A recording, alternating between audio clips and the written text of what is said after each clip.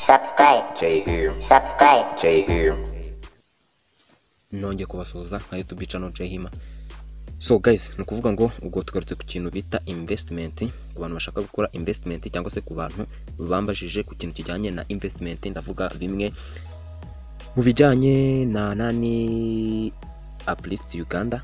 So Uplift Uganda yabaye expired, mbibutse ku bantu njya mbibwira yabaye expired icyo gihe batwungukiraga 12% cyangwa se 10% byayo washoye. So guys, no kuvuga ngo none ubu ngubu ngarutse ku kintu bita investment ku bantu mukeneye investment, hahandi uzakora investment ukaba wakorera amafaranga menshi cyane atubutse, kandi yo igira ibice bigiye bitandukanye.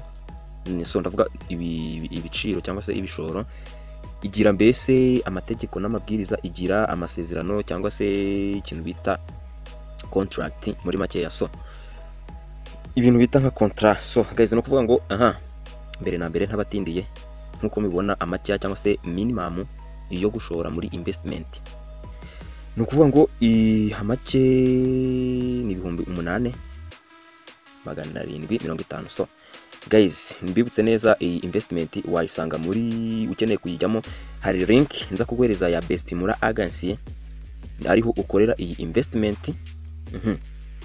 Iyi investment ariho uza kuyikorera. So guys, no kuvuga ngo iyi investment uyisanga muri link ya Bestimura Agency. No kuvuga ngo ushobora gutangiza ushora 5,500 muri Bestimura, 5,500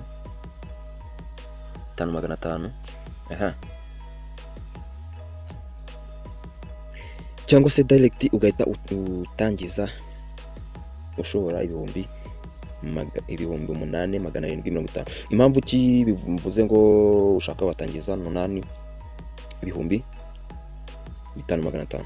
Ibyo 5,500 kuvuga ngo ni gihe account yawe ikenewe kuba activate. So kwiyandikisha ni ubuntu, gukora account ni ubuntu, ariko kuba active ni 5,500 ugatangira gukorera amafaranga mu bindi byiciro. So none ukeneye gukora investment, ku bantu mukeneye investment ushora 8,750. So ahanga noneho nkwibukije neza nuko bibunguka 50% byayo washoye. So no kuvuga ngo niba minimum cyangwa se amake ari 8,750, mu gihe kontra yawe yarangiye amafaranga uzaba winjije uzinjiza 13,125. Kirango birumvikana.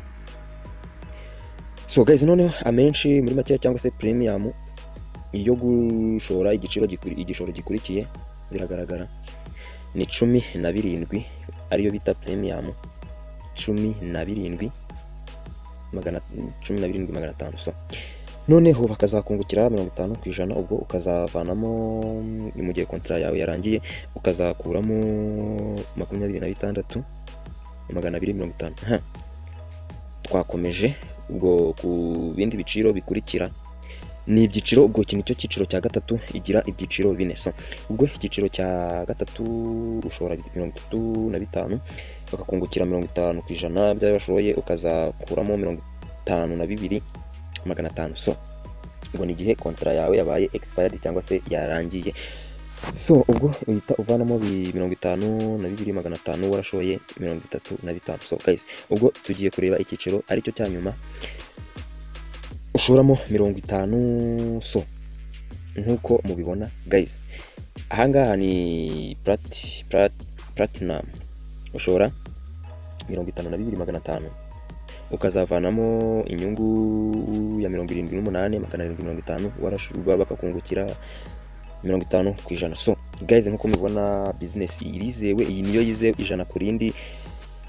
Copyright yayo ni 2021 na association ni ikindi. Iyi niyo investment wakora ukabasha kuba wavana amafaranga wifuza, kandi iyi niyo investment yizewe ijana ku rindi. So guys, iyi Bestimura rero irimo igiciro byinshi cyane wakoramo amafaranga ahantu henshi cyane. Ushobora gukora investment, ushobora gushora 5,500 ukaba wakorera amafaranga mu bundi buryo ukaba watumira abantu bakaguhemba, ukaba byose mbese ngo itegeko gutumira abantu. Hari abantu bambaza ati ese ko dukeneye investment idakenera abantu nk'itegeko, cyangwa se business idasaba abantu nk'itegeko, ntawadukorera. Rero izi business ziri kubica zigacika turuka muri Afurika nka Bestimora, Ripapa Agency, Twiga, hari n'izindi zizaza nyinshi cyane. Ariko ni ukuvuga ngo izi business online nazo bisaba kwitonda, ukaba wareba mbese business wakungukamo ni iyi. Rero guys, nkubwije ukuri, izi business niba ukeneye gukora investment, shora muri ngiyi kabisa. Noneho Bestimora yo irimo utuzi twinshi cyangwa se akazi kenshi cyane, kure gutanga views bakakwishura ibiki ni byinshi cyane, gutumira abantu, gukina amaspini, amakasi n'ibintu nk'ibyo kabisa. Harimo ikintu bita ads, mbese n'amafaranga nyine ubona arayibona. So guys, ubwo mwari kumwe na YouTube channel Jema, nkubutse gukora subscribe nawe utarayikora, ngushishikarize kuyikora kugira ngo update zose ubonye cyangwa se update zose dukoze zigeze kugeraho mu bambere. Guys, ubwo turi kumwe, ciao. Iyi niyo business wakora ukaba utarira kandi ugakuramo amafaranga menshi cyane. Turi kumwe, ciao. N'izindi update subscribe Jay here.